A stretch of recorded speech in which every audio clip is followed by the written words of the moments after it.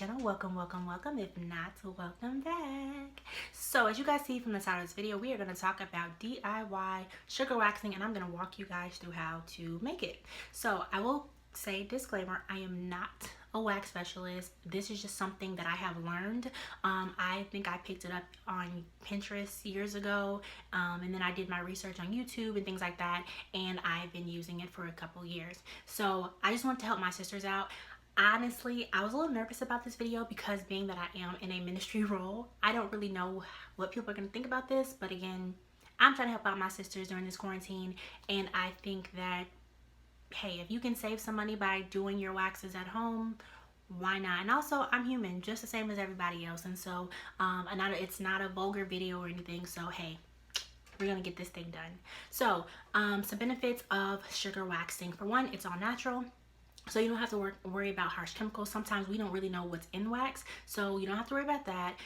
Being that it is also all natural, you can put it into the refrigerator and reuse it. As you guys are going to see in this video, I'm going to show you guys what to put it in, how to store it, so that you can go back and use it later, because clearly you're not going to use a whole container of wax in one sitting.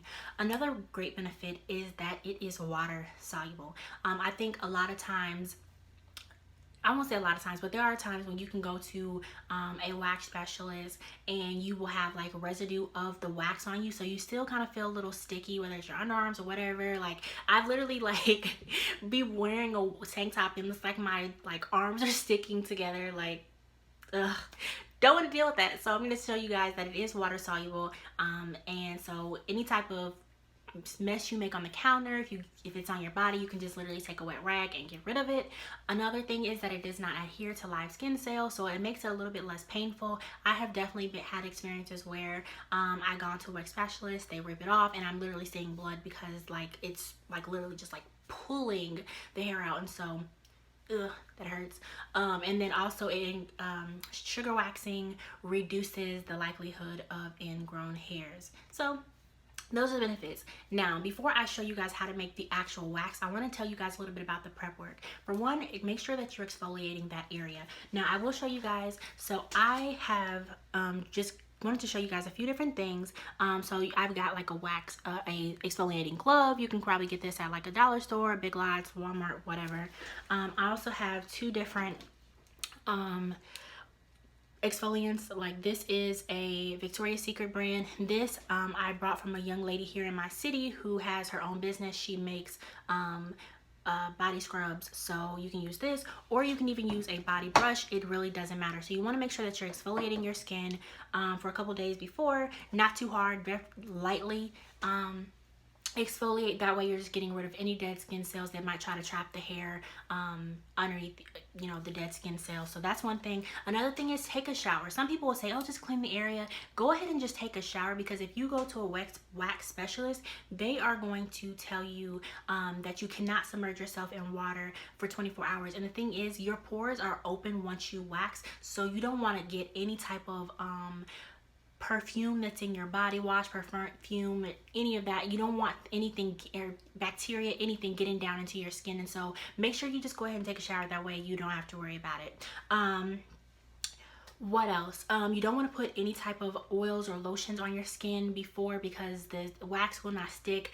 So make sure it's just a clean area. Also, if you start sweating during that time, like, I don't know, you get nervous or it's just warm in your room, whatever, you can use powder to kind of evaporate that water. That way the sugar wax will stick. So let's go on and get into this. What do you need? So there are two different types of wax. You have hard wax and soft wax. I'm going to show you guys today how to do soft wax, because for me, I've noticed that the hard wax doesn't work as well, and when I've looked up videos of other people, they have said the same thing.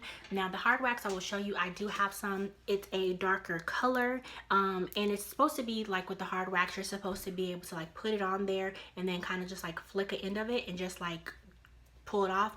But with the soft wax, you will have to use a cloth, which I will show you guys all about that in a minute. So what you need, ingredients. So for the soft wax, you are going to need a 1/4 cup of water, a 1/4 cup of lemon juice.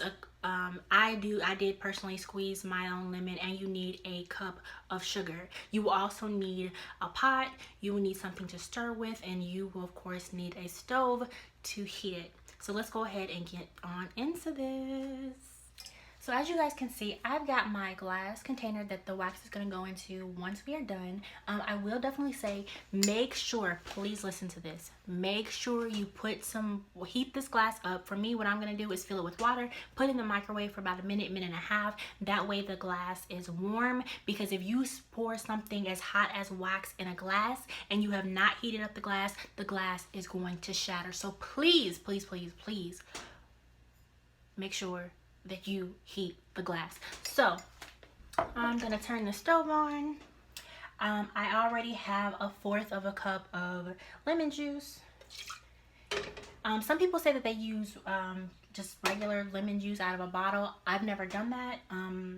I've heard one person say that it didn't work. I don't know. I always use fresh squeezed lemon. I always keep lemon because I love lemon water. I don't like water, so I always put lemon in it. So I just fresh squeeze my own.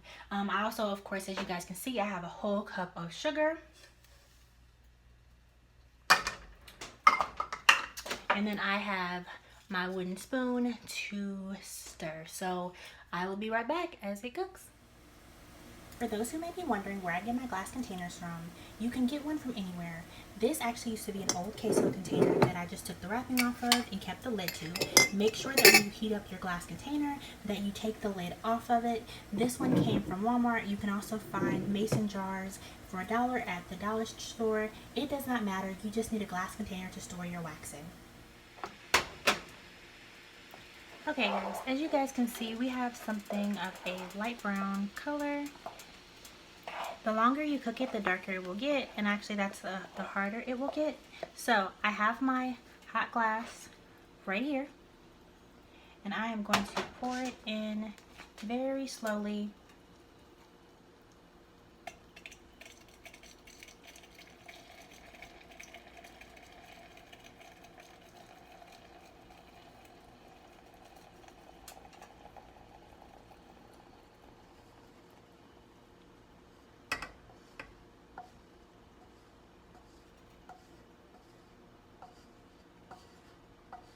Now, I will tell you guys that you will want to make sure that you let this sit for about 15 or 20 minutes so that it cools down. You definitely, of course, don't want to put hot wax on your skin. Something else I will tell you guys is if you are reheating wax, you want to make sure that you do not heat it up very, very quickly. Wax does not take long to heat in the microwave, so you want to make sure that you just heat it for a few seconds, and then if you need to heat it for a few more seconds, then you can do that, but don't heat it too quickly. Honestly, I will say that this wax has probably been cooked just a little too long because it's a little darker than I want it to be. But again, how long you cook the wax will determine your color and whether it's soft wax or hard wax. But you guys will also see that it is not as dark as this, but it is a little darker than I really wanted it to be, but that is okay. Okay, so I wanted to insert another clip in here because as you guys saw, like the other wax I made was a little bit overcooked. So make sure that you are literally doing 5 to 7 minutes, and it's been about 5 minutes now for this one. It almost, if you really aren't paying close attention, it still looks almost clear, but I'm going to go ahead and pour it in. I'm going to give it maybe a few more seconds, but literally as soon as you see it start to look like honey or like a golden brown, it's definitely way too dark. And so this still looks almost clear, but I can start to see it a little bit start to brown. And so if you guys can see, because as it once you put it in the container, it's going to look even darker. It's going to get darker as it cools. So I've already cooled this container.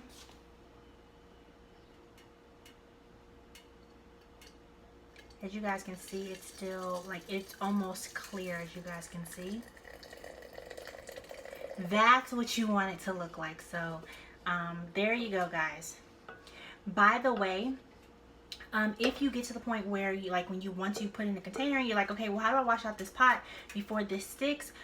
Or let's say you leave the pot and you come back and you forget about it, you can like literally just fill the pot up with water, heat it up, and literally the water, of course, will dissolve the wax. That's exactly what happened to me. So I went to film the other part of the video, left the last pot, and when I came back, the pot was hot, or the wax that was in the pot was hot. So I literally just filled it with water, sat it on the stove for a little bit so that it would melt, and then I just washed the pot out so that I can make this batch. And so again, as you guys can see, I just used another container, and now I will of course have hard wax and soft wax, and you guys will see. I'll insert a clip of how dark this is once it actually cools. So that is actually how you make soft wax. So in order to apply your wax, you will need, of course, your wax. You will either need popsicle sticks or you will need a spoon. Some people use knives, but of course I would never tell anyone to use a knife, even if it's a butter knife. Next, you of course will need a t-shirt. You will cut up your t-shirt pieces before, that way you're not trying to cut them while you're waxing. And this is what they look like. And let's go ahead and apply. So, first thing I'm going to do is test my wax. It's not too hot. I'm going to show you guys actually right now. And take this wet rag and literally, like this is like hard. I'm literally able to just get it off. Alright, now in order to wax, you are going to take your wax. Again, I've already tested it. Trying not to make a mess for you guys. I'm gonna spread it. This is still a little warm. And take your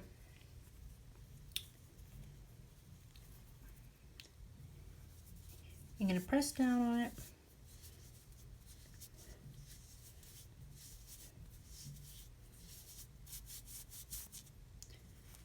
And then you're going to pull it off. Of course, I didn't pull it off too hard. This is my arm. There's no hair on here. I just was using it as an example. Again, this wax is a little harder than I really wanted it to be, but that is the gist of it. Also, if you are prone to turning red or swelling, once you pull it off, you'll press down on your skin. That way it will help with that. So before I go, I want to show you guys an application of the actual soft wax. And we are going to do this.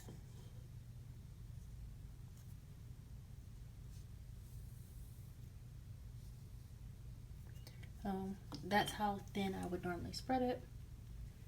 Then I would take my little t-shirt strip, spread it out.